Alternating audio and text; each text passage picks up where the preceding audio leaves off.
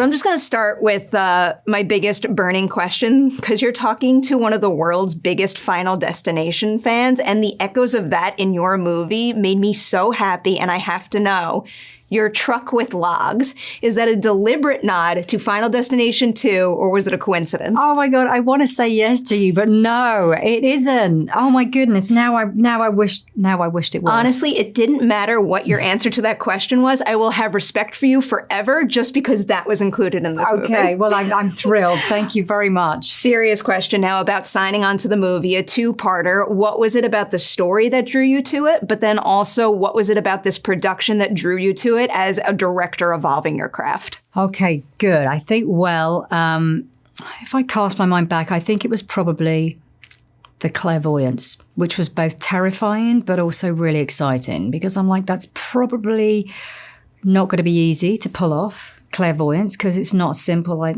bending metal or flying or anything like that. But then again, going back to some of those sort of horror thrillers, I thought it could be really exciting to play with that genre within the Marvel Universe, and the opportunities, the cinematic opportunities of playing out clairvoyance and what Cassie would go through, what she would see, and how it would play out. I thought would be really exciting. Visualized that really effectively too. I was very impressed by that element of it. Thank you very much. I want to touch on some of your TV credits, because you've been very busy and very successful in that space, and it was making me wonder, is there any particular past TV title where you found that experience coming in handy on Madam Web the most? And maybe it's Jessica Jones or Defenders, but you've got a lot of other things there that I imagine. Yeah, I mean, I think, look, everything you do as a filmmaker builds you, as the smallest piece of television or the smallest independent movie you do, you learn something and you sort of build up your skill set as a director and take it on to the next job. And without doubt, having done Jessica Jones gave me a foundation and, maybe a quiet confidence that, okay, I've been in this world before, because I'm reverential to it. I think, when I read Alias, I was like, this is extraordinary. And you pick up an original copy of the 1980 Madam Web, Spider-Man comic with Madam Web, and you're like, this is amazing, So I wanted to do it justice. But without doubt, I mean, if I think back to the thriller, I did a show called Whitechapel, which was a copycat of Jack the Ripper. So that was pretty slashery in a way. So I guess there were some elements of that, sort of the thrills and spills of sort of making people jump. I definitely sort of drew on some of that, yeah. I love all storytelling. I am a horror genre lover, so all those elements make me very, very happy always. I'm so happy. I am always curious to hear about how a project can evolve from script to screen. So what would you say is the biggest difference between the first draft of the screenplay that you read and what we now see in the finished film? Oh, gosh. Well, I think it does evolve. And obviously, I've been on this over 2.5 years now. So one of the things I'm going to do, because I only finished the movie on Friday, weirdly. Yeah, we were running to the finish line. So, I am going to go back and read that original draft and go back through it and remind myself, because it's such a collaboration. It's fluid and it constantly evolves and moves, throughout the period of time, even to the edit. And I would say everybody comes in with a great idea. Your actors come in and have so much vitality and vibrancy to the characters and have their own take. So you sort of assume things on the way, and almost as the director, it's about taking the best bits and pulling it out and weaving it together. No pun intended with the weaving, by the way. I'm here for puns. It's okay. Yeah, there you go. There's your soundbite.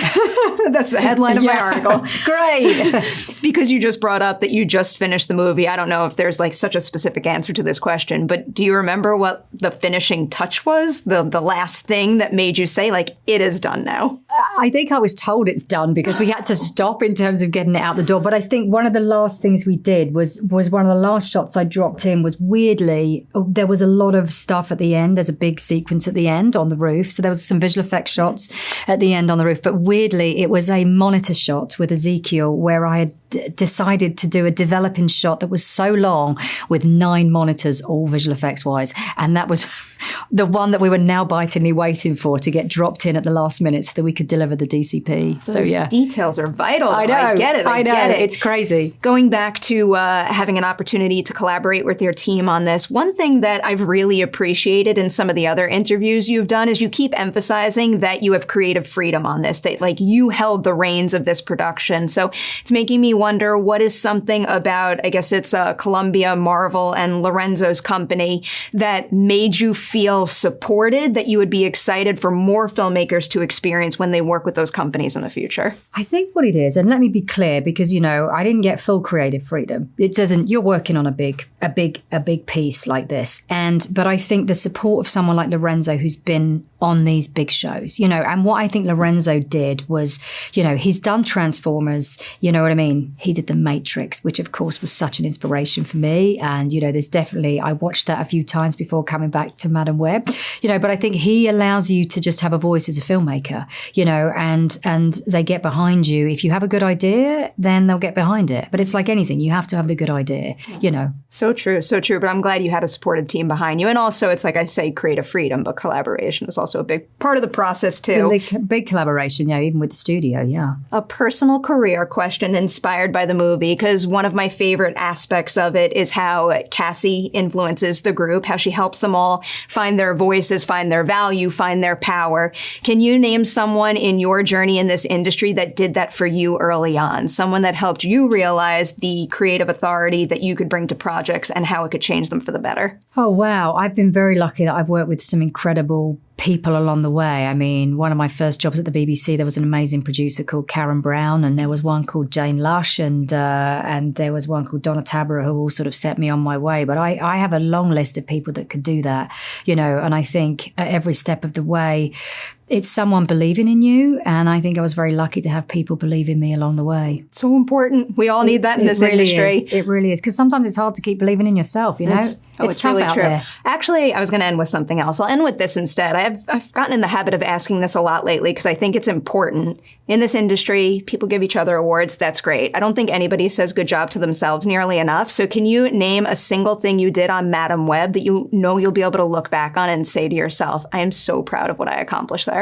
Oh my God, you'll make me cry. That's such a nice question, actually. Do you know what? I think just getting through it and making a big movie was something that I'd always dreamed of and wanted to do. And to get to do that with such an amazing character and such an incredible cast was just a real privilege. And I'm very grateful for that. And yeah, I'll probably take that as a moment that was a win. I love hearing that.